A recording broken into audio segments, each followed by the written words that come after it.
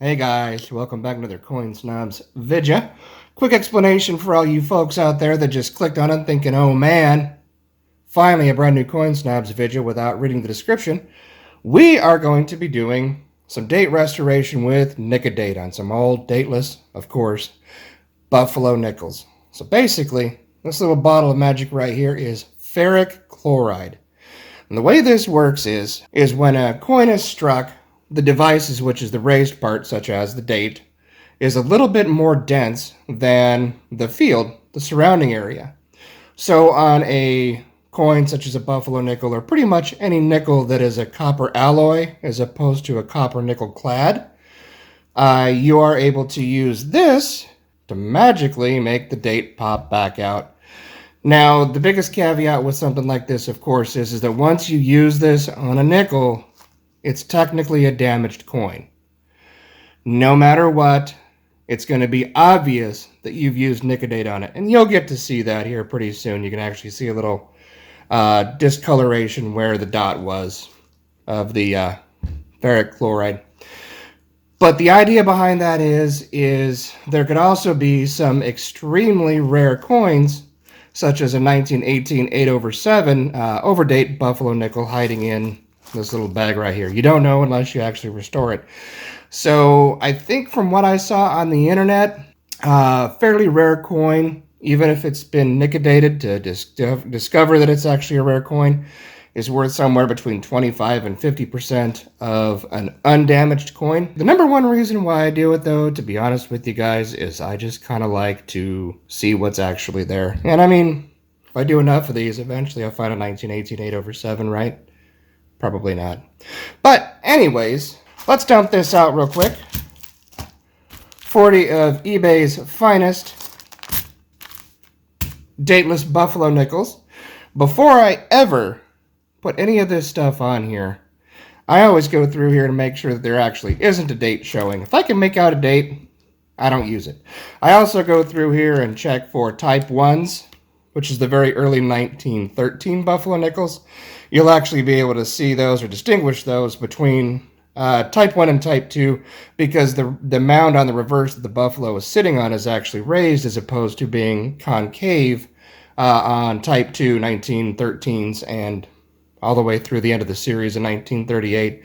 And the reason why they changed that halfway through production in 1913 is because they realized that having the raised mound was causing premature wear on the word 5 cents. So I'm going to go through here real quick, make sure that there's no dates showing, make sure that there's no three-legged buffaloes, because I would hate to reveal the date, cause damage to the coin, and then realize that it's obvious what it is. And, of course, check for type 1s versus type 2s. Be right back. All right, every single one of these have been looked at through the loop. And these over here have dates. So, obviously, no reason to restore a date that's already there. And these do not have dates. It's kind of odd that you pay for dateless buffalo nickels, and, you know, for most people, these would be a bonus. And I'm not saying that they aren't a bonus, since they already have dates on them. But oddly enough, when I'm trying to do a video about dateless buffalo nickels, I get all of these with a date. Anyways, we'll take a look at the dates and mint marks on these. But here's a prime example, first off, of what I was talking about with type 1 versus type 2. This one, no reason to check it with or to restore the date. And it's pretty nasty on the front there. But anyways, no reason to restore the date because it's type 1. Show you type 1 versus 2 side by side. As you can see, left-hand side type 1, mound is raised. Right-hand side type 2, mound is indented. And you can actually see the 5 cents and that beautiful S mint mark are still quite clear, as opposed to the type 1, which the 5 cents is almost completely wiped out. But anyways, no reason to damage that coin. We know we have a type 1. First dated buffalo nickel, though, we have here is a 1919 San Francisco, which is actually a better date. 1929 San Francisco, again, better date and mint mark. Another 1929, just a Philadelphia. 1934. Plain. And I only paid $10 for this whole bag of 40 buffalo nickels, which, I mean, it's only $2 in actual currency value, but they're buffalo nickels. Come on, 1930. Plain. It's just like gambling. You never know. 1925, is it? Nope, another 1929. Another S mint mark. And this one I actually held out because this one, as you can see here by the discoloration, has already been nickedated probably quite some time ago. I don't think they were able to get a date off of there. Probably in 1919, but you know what, just for the heck of it, I'm going to put it up here. We're going to try to nickedate it again. And then this one right here, 1920? Yep, 1920. Something else I wanted to mention too. When I get to it, you'll notice that I don't keep the nickedate on there too long. There's kind of a really good happy medium. 1923? God, my eyes are terrible. I'm telling you guys. Also, no mint mark. Yep, Philadelphia. But anyways, as I was saying, there's kind of a happy medium that you want to do it. Just enough to where you can get the date revealed, but not so much that you start to actually wipe out the date again. All right, so we know these can go straight to a tube or an album or what have you. These are going to get the ferric chloride to reveal those dates. But before I do that, I got to throw it on some super high-tech scientific equipment. Be right back. All right, protective paper plate of science. Arrange these bad boys on here carefully. And by carefully, I mean face up. You can also, of course, use this to discover mint marks, which I have done. And also, real quick, some of these really brown coins that look like they probably were discovered by a metal detector, because I'm pretty sure they were. It's probably not going to work so good on this coin because there's so much oxidation on there and just nasty crud. But I always try it anyway. All right. I would suggest wearing gloves when you do this, but of course I'm not that smart. Just a little dab will do you. Naturally, you want to put it just where the date should be. All right, the deed is done. Now you'll notice that as the soft metal around the date / device, whatever you want to call it, is dissolving, this will actually start to turn a dark color, like a dark brown, almost a black. That's because all of that dissolved metal is starting to fill up that little droplet. I'd say leave this on for probably about a minute or so. Again, not too long. The way I gauge it is I typically start to rinse them off as soon as they get to be just about that color. Almost kind of looks like a cat's eye stone, but if you're doing a large batch like this, I always kind of do them in kind of an order anyway, so I went from bottom up. I can just start rinsing off from that direction, bottom up. All right, so paper plate of science has been replaced. Coins have been thoroughly rinsed off, and I do definitely use rubber gloves when I rinse them off, because there's pretty much no way to avoid getting this stuff on your hands when you rinse the coins off. I don't think it's going to make it grow a tail or something like that, but with all these warnings on the back here, I would say it probably burns the skin right off your hands. But anyways, always take precautions, folks. Through the magic of, I guess, chemistry, we have some dates that I can already see. I think it's chemistry. I don't know. I make YouTube videos. I'm not that smart. Anyways, let's see what we found out here. His first bad boy, a 1915, 1918. So that one's a 1918.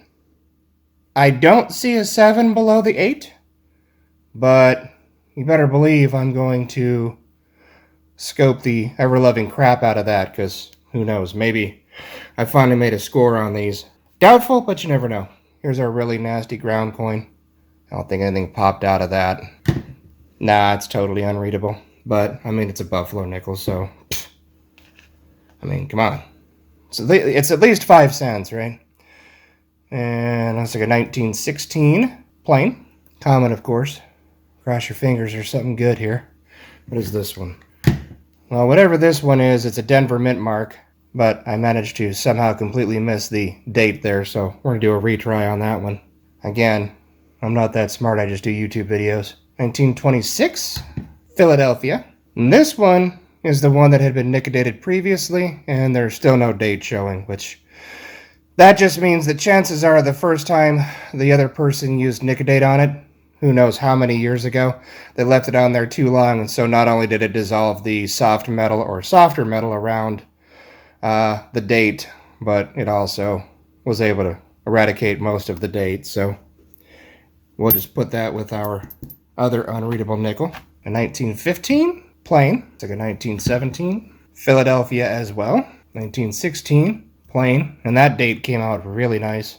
Again, some of them come out really nice, and some of them you'll never see. 1920 Philadelphia. 1917 with a really good prominent date now. Philadelphia. 1927. 1923 actually. Philadelphia as well. I'll start putting them back on the plate there.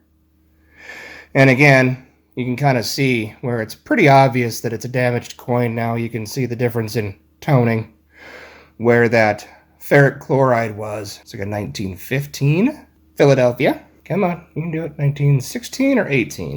1916 Philadelphia. Another 1915 Philadelphia. 1925 actually. And if you wanted to see for sure if there was or was not a mint mark there, of course, between the E and the C right below there would be a mint mark. If it's present, you can throw some nickel-date on that as well. 1927 with probably no mint mark, probably a Philadelphia. Again, you can try to pop out a mint mark with the nickel-date. 1916 Philadelphia. 1917 Philadelphia. 1916. A little bit of water still on it. Philadelphia. Another 1918. And again, I don't see a 7 below the 8. But I'm certainly going to look for it. Put that off to the side as well. 1919. Philadelphia. And this is actually the third video that I've done with the nickel-date. So if you wanted to see some of the previous videos, I will leave those down in the description, so you can check those out as well. And of course, now that you know how nickel-date works and what it is, or more or less as best as I could explain it, 1916, you can just go ahead and skip to the date reveals. 1916 again. Yep, another 1916. Looks like a Philadelphia. 1919, Philadelphia. And as mentioned before, not only am I going to scope the 1918s, but I'm going to scope all of these looking for errors, of course. Sure, most of you folks out there know me by now. I spend probably most of my day looking at coins under a scope because I'm a nerd that way. I think this is a 1931. They didn't quite come out that well. If you're unsure, you can always reapply some nickel-date, but again, you kind of run the risk of eradicating that date completely if it's too weak to begin with.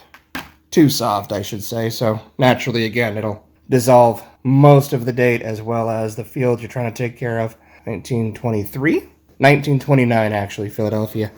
Man, is it hard trying to see these dates through this camera phone. This one, the date's not visible, so we'll put that up here. At some point, I might put some more nickel-date on there. 1926. And that one looks like it might have a little bit of a mint mark down there. So, again, you can throw some nickel-date on that as well. 1915, Philadelphia. And the last two, 1915. And can't really tell what the mint mark is on that one, if there was one.